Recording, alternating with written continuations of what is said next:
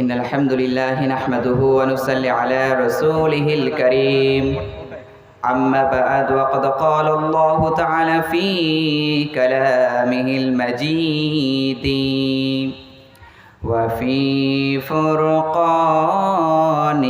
الحميد الذي أرسله بالحق بشيرا ونذيرا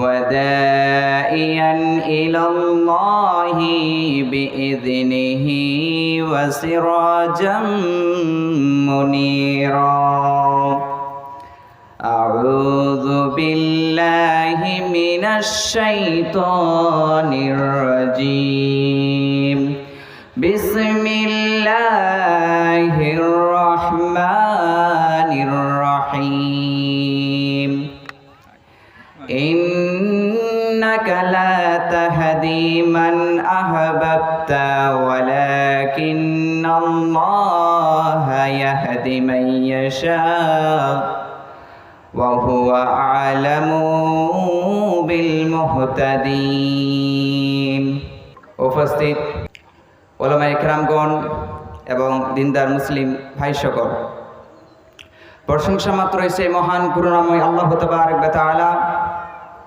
আল্লাহ রব্বুল আলামিনের জন্য, যিনি আল্লাহ পাক রব্বুল আলামিন আমাদেরকে সবাইকে এই মজলিসে উপস্থিত হওয়ার তৌফিক দান করেছেন, তাই সকলেই পড়ি আলহামদুলিল্লাহ। তারপরে পরে আমাদের শেষ নবী আখির নবী আওকায়ে তাজদারে মদিনা আহমদ মুজতবা মুহাম্মদ মুস্তাফা, সকলে বলুন সাল্লাল্লাহু আলাইহি ওয়াসাল্লাম। আমার আজকের আলোচনার বিষয় কালিমায়ে তাইয়্যিবা লা ইলাহা ইল্লাল্লাহ এর মহিমা ও শক্তি। আজ আমি আপনাদের সামনে এমন একটি বাক্য নিয়ে কথা বলবো যা আসমান ও জমিনের থেকেও বেশি ভারী, যা জান্নাতের চাবিকাঠি এবং মুসলিমের শ্রেষ্ঠ অস্ত্র, তা হলো লা ইলাহা ইল্লাল্লাহ। এটা হচ্ছে আফজালুল জিকির, এটা হচ্ছে সর্বশ্রেষ্ঠ জিকির।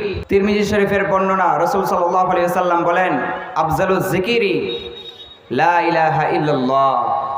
সর্বশ্রেষ্ঠ জিকির হচ্ছে লা ইলাহা ইল্লাল্লাহ। এর অর্থ কি?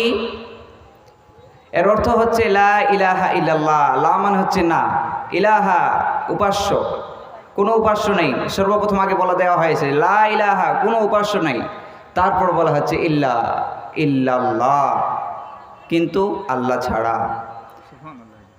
আল্লাহ ছাড়া কারো উপাস্য করা যাবে না, ইবাদত করা যাবে না। নামাজ হতে হবে কার জন্য? আল্লাহ রাব্বুল আলামিনের।